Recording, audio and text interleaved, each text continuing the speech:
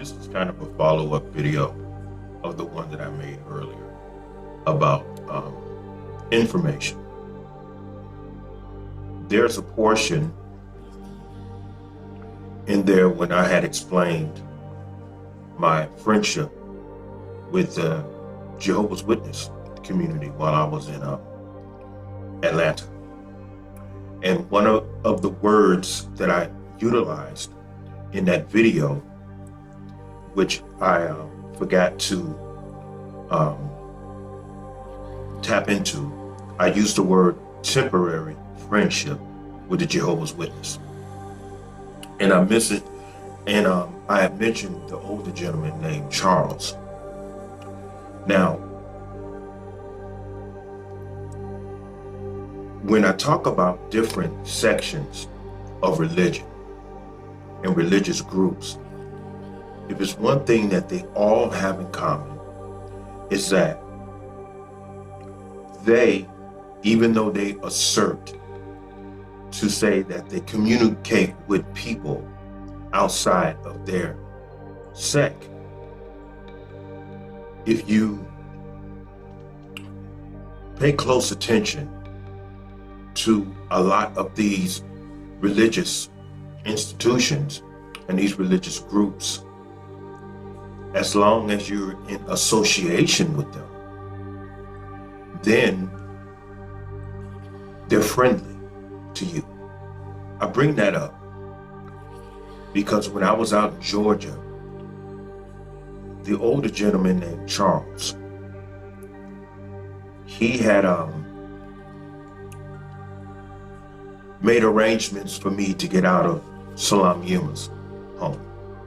As I said before, it had gotten very much out of control, and she was doing a lot of things all in my face that were very hostile, and I could tell that she was trying to provoke me, which implied that she didn't know me that well, because I'm not the type of man to provoke. Because let me just say this, I'm just not the type of man you would like to provoke. Period. And I'm not going to get into that. But Charles had made it possible for me to get out of there. As a matter of fact, when I sent that picture to Brother Richard of the refrigerator being empty, he had called me. He said, "Come over here and get something to eat." And then when him and I set up and we talked, and I told him everything that was going on over there with her, and he was saying, "You don't even treat a dog like that." He said, he said, "I've been knowing Salam, it's going on 13 years, and he said, I never knew that she was like this." Well, different circumstances bring out different things in people, and that's just a fact of life. However, I understand exactly what he was saying, considering the image that she portrays. She portrays herself to be this divine and righteous person. However, there were a couple of times where he had told me that him and his ex-wife were looking at her from time to time, and she looked like she was doing drugs, and she was doing drugs when I was out there. I'm going somewhere with this. This is not to beat up on her. And so obviously Richard had called Charles. Charles had called me, and he was saying, "Look," he said, "I'm working on a house out here right now." And when he mentioned that, I figured, well, I'll just do some work with Charles and make a little money. And so when I asked him, I said, "Do you need some help?" He said, "Oh, no. He said, I'm just what I want to do, I want to come by there and give you some money so that you can so you can eat, which was very beautiful to me. I mean, that was very beautiful. He didn't have to do that, but he did it. And so when he drove up and he blew his when he blew his horn, I walked outside and he was still sitting in his truck. And so when I walked up to the truck, I figured he was going to give me like 20 or 40 bucks. But Charles gave me $100 bill and he said, spend this wisely. He said, because considering your situation, he said, I don't plan on you being here for too long. He said, so spend it wisely. And at that time, I really wasn't certain on what he meant when he told me that you won't be here long. So I started a job not too far from from where we was living. It was just a couple of blocks up. I managed to get a job at Popeye's Chicken out there, and I was a dishwasher and a part-time cook there. But I was primarily a dishwasher because I have very good cleaning skills on from working in the casinos in a whole lot of departments like the porter department and primarily in the stewarding department, where I was very well skilled in cleaning restaurants and grills and stuff like that. So once they saw that I was very good at cleaning, they asked me would I be interested in being a full-time dishwasher and keeping everything clean. And I told them yes, because the kitchen was a bit chaotic because a whole lot of people in the kitchen didn't get along. So there was a woman there who was working at the drive-through window. This very, very beautiful, gorgeous sister named Kathy. And so my first 2 days there, me and Kathy would always cut our eyes at one another, and I would be out in the lobby talking to some people, and I would kind of gaze over at her, and she would be standing there staring at me like this.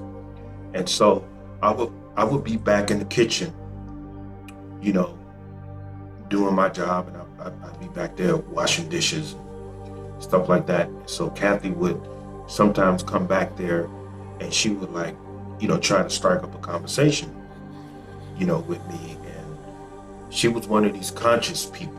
So she said, I feel like I know you from somewhere, probably like in another life, or something like that.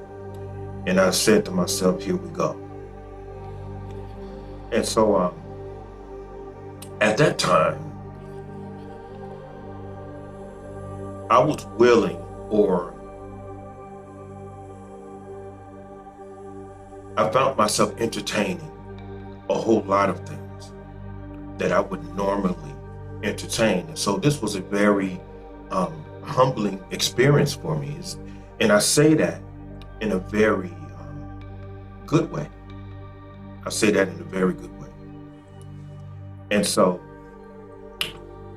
she, on my second day there, she just came back here, back in the back kitchen.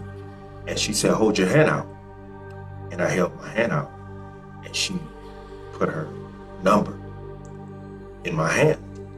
And she said, I expect you to use this.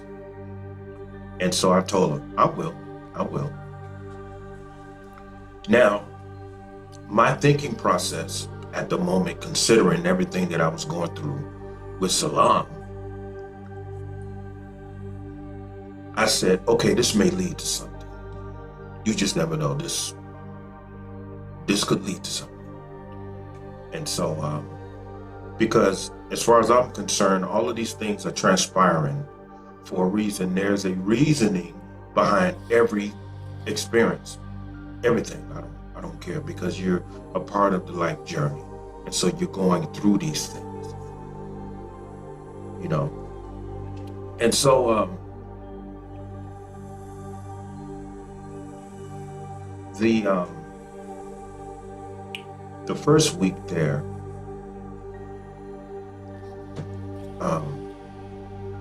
Brother Charles had asked me on the phone.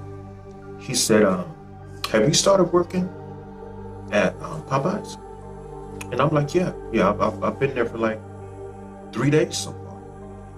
He said, okay, I'm going to try to work something out for you as far as getting out of there. He said, because considering my conversing with Brother Richard, he said, you really need to get out of there. He said, you shouldn't be there. And so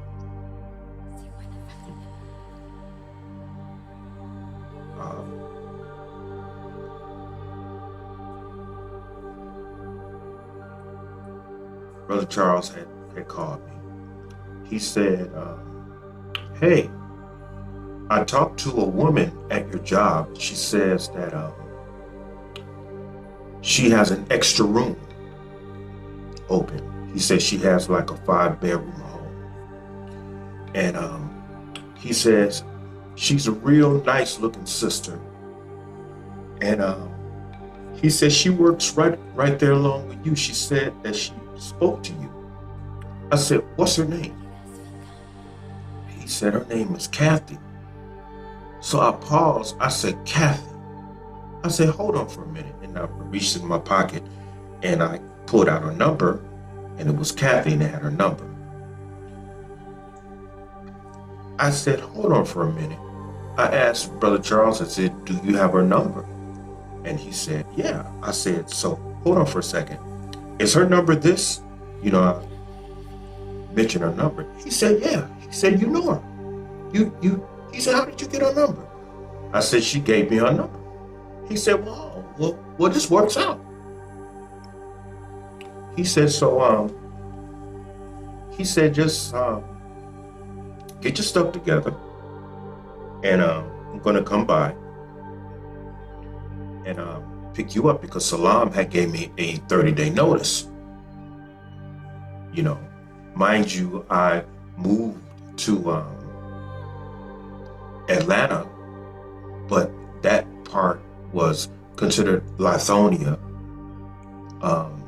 Georgia, at the time when I moved. I moved out there for us to be a couple, and she ended up putting me in the friend zone and made me attendant to her establishment out there, her condominium where she was renting rooms. And so I'm going somewhere with all this, so just follow. And so when the very day that my 30 days was up, Charles came and he picked me up and he drove me to Kathy's house. And so as I was coming in, she was in her living room, and our eyes met again. And I said, oh, okay. She said, yeah. She said, yeah, you here now. And so that just so happened to be her birthday. So after she took me upstairs and showed me where I was going to be sleeping and everything, you know, the room. She said, well, you know, today's my birthday.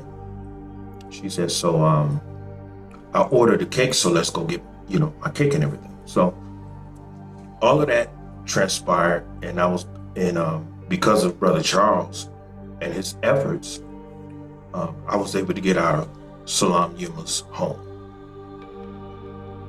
So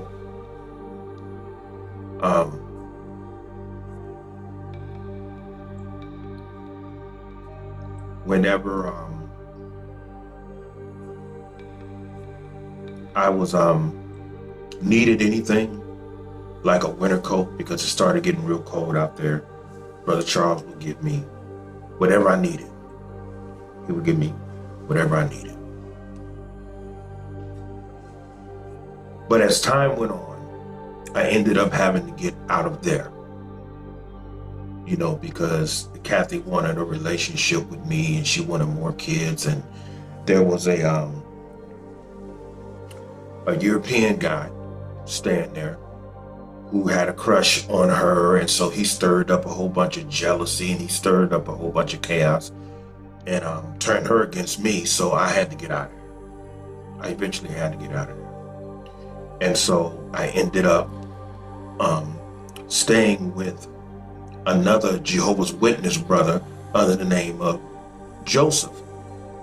And Brother Charles worked that out for me. And so I ended up staying there, and Joseph was a drug user. He was an alcoholic, and I think that he was gay or borderline gay or both ways. One way or the other. It was a very unpleasant place to live. He was very rude. He expected me to work and take care of his 4 dogs while he was out of town. I would it was just crazy. I don't need to go into detail with all of that because I'm trying to lead this to make a point. So when I decided, I said, okay,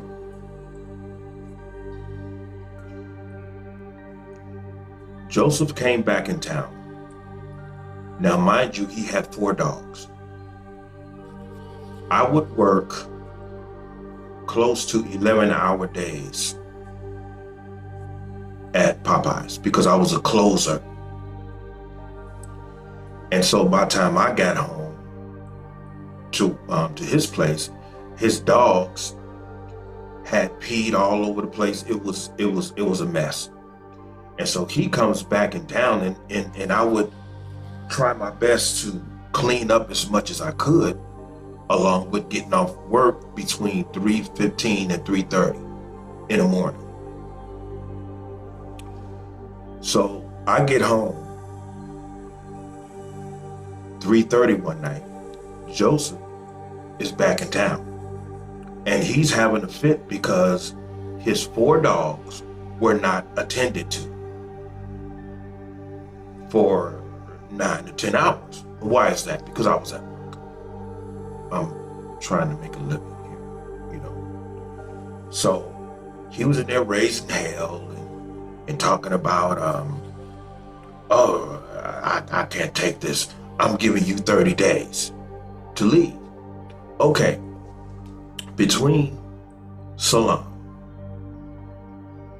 and her madness, Kathy, and that situation there, Joseph and his situation there, the moving company that I worked for, I was trying to get my $1,753 out of them, but they went out of business, and I couldn't find these guys anywhere to talk to them to see if there was any way that I can get my money back. I mean, to get my money from them. It was just so much going on. Joseph was being so disrespectful, and he was doing drugs, and he was doing all kind of weird things like knocking on my door at night while I'm in there trying to sleep. Or one time he had company, and I was trying to avoid him. And so due to the fact that I would get off at 3:15 to 3:30 in the morning while everyone was asleep, he had a very quiet washing machine. And so I went downstairs. His guest door was closed. I put my clothes in the washing machine so that I could have a clean uniform. I come back upstairs. He knocks on my door. He said, "Are you cleaning clothes?" And I'm like, "Yeah." He said, "Don't you know I got company?" I'm like, "Yes. I'm trying to clean my uniform." He said, "You don't wash no clothes?" And this was a very quiet washing machine. And I'm like, you serious? What does he do? He goes downstairs. He unplugs the washing machine while my clothes were washing. So I had to humble myself. I had to accept this. I laid down, went to sleep. I woke up early in the morning. I went downstairs. I find out he unplugged the washing machine. His guest saw me doing that, and they said, "Oh, how you doing? How you doing?" I'm like, "I'm fine." Plug the washing machine back in. I go upstairs. Of course, I get through, drying, washing my clothes and drying my clothes. And so, but this happened before he gave me the 30-day notice. So I'm just explaining all of the disrespect that I had to suffer out there in the ATL, this place that a whole lot of y'all hype up. Is just full of a bunch of demons and lowlives. Shady niggas, that's what I say you are. But the whole thing was, all of that was fine until I mentioned to Richard, I'm saying, "You know what, Rich? I've had enough of Atlanta. I've had enough of Atlanta, and I'm just gonna go home. I'm just gonna go home." And Richard was he was going through something very traumatic, because during that time, him and his wife decided to divorce, and so he was going through his thing. So I backed off Richard, because I didn't want to mix my burdens on with his. And so there was another brother out there who's a barber, and very beautiful and nice brother who treated me out to lunch. And so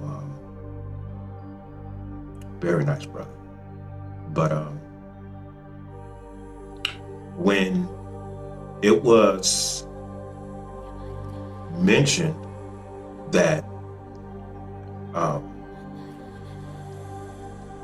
I had made up my mind that I wasn't no longer going to stay in Las Vegas, all of a sudden I noticed no more phone calls from Charles. Everyone started acting distant. Because if Brother David is not going to be a brother inside of Jehovah's Witness, because he's in the process of getting out of Atlanta and he's going back home, we have to cut our ties with him. And so I took you through all of that to explain to you that there's always an ulterior motive behind what people do. And I've always felt that Charles did all of these things for me only because in his mind, he's going to eventually become a Jehovah's Witness, and he's going to be up under my wing. And so I noticed the phone calls stopped coming.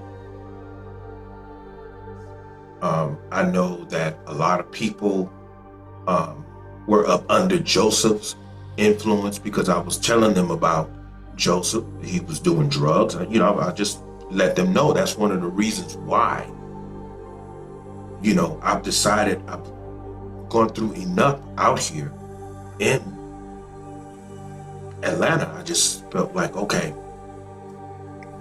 I can't seem to get my feet planted in Atlanta, so obviously the Creator doesn't want me here.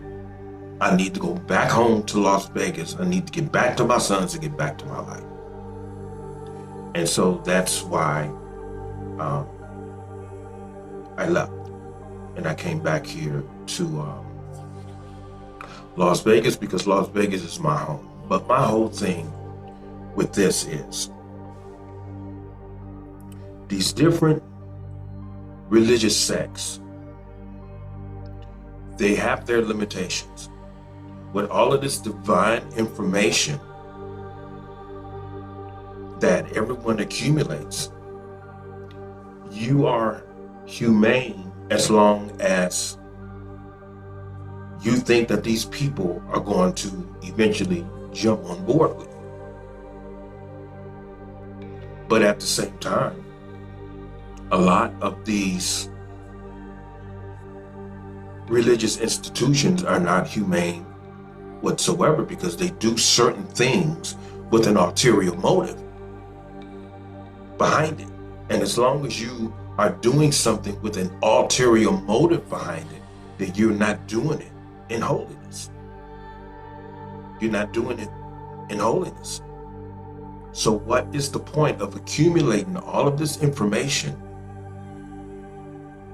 if this is how you view humanity? You know, this person was good as long as I thought that they were going to join on with us, you know.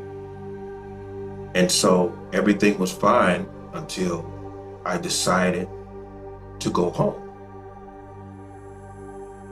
So my point with all of this, even though I dragged you guys through a whole lot of this, the whole thing is, if you're going to be righteous, if you're going to be good for the sake of goodness. If you're going to help someone, help them as a witness of Jehovah, not with the intention on thinking that I'm in the process of recruiting this person to be a Jehovah's Witness as myself. And as soon as I can perceive that that's not going to happen, I'm not calling them no more. See, and this goes on not only in the Jehovah's Witness, this goes on in a whole lot of areas of the religious world, including the Nation of Islam. I've been through that with the Nation of Islam. So I've been through a lot and I've learned a lot. So when it comes to religion, all of this information that you accumulate, it doesn't mean anything if you are not doing good for the sake of goodness. It doesn't mean anything if you don't know how to treat human beings. You should do good for goodness sake, for the sake of goodness.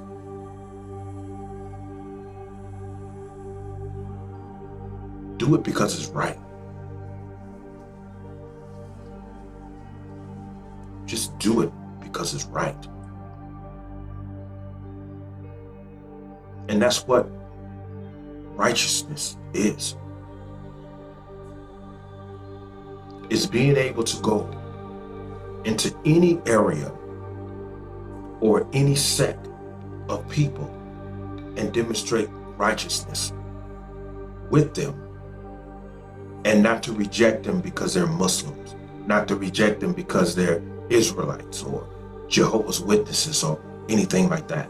But these different religious sects, you're either going to jump on board with this one or that one. And if this one or that one can't serve ownership to you, they reject you. They reject you. So what is it about these religious institutions that don't like people who have free minds?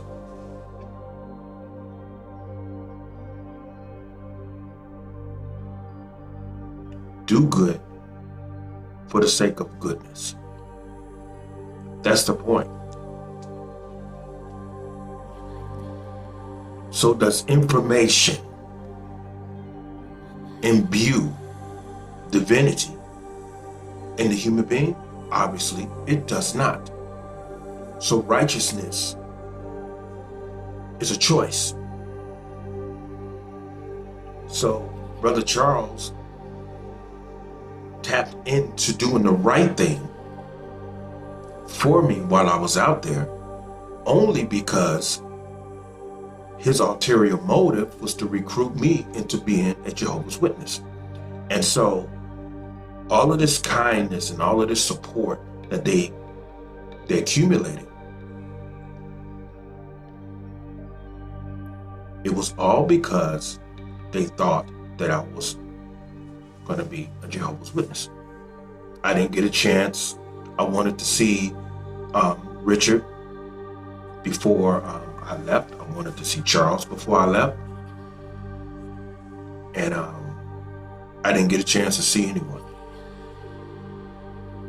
It was Joseph was the one who drove me to the airport, and I really didn't want him to even drive me to the airport. I put everything in my suitcase, and I was getting ready to walk across the street and jump on that bus and take that bus all the way to Atlanta's airport. Get on that plane and come back here.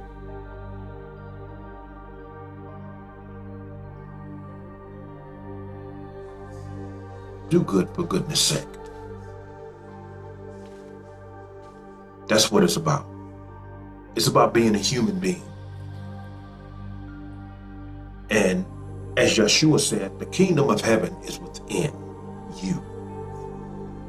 So goodness is supposed to sprout from your heart, not from a mind that has a religious constitution in it, which has limitations on how to treat a human being based upon your ulterior motives towards him or your influence on him to join your particular religious sect.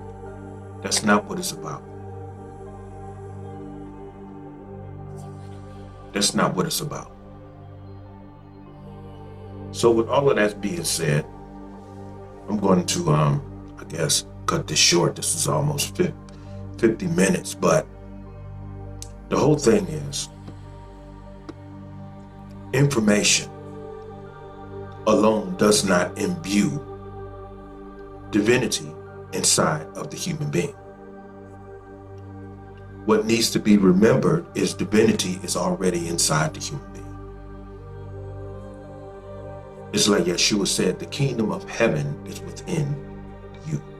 It is within you. Divinity is present. You know, that's why he said, be ye therefore perfect as your Father in heaven is also perfect.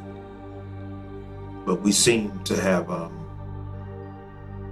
lost that with the formation of various religious institutions on this planet.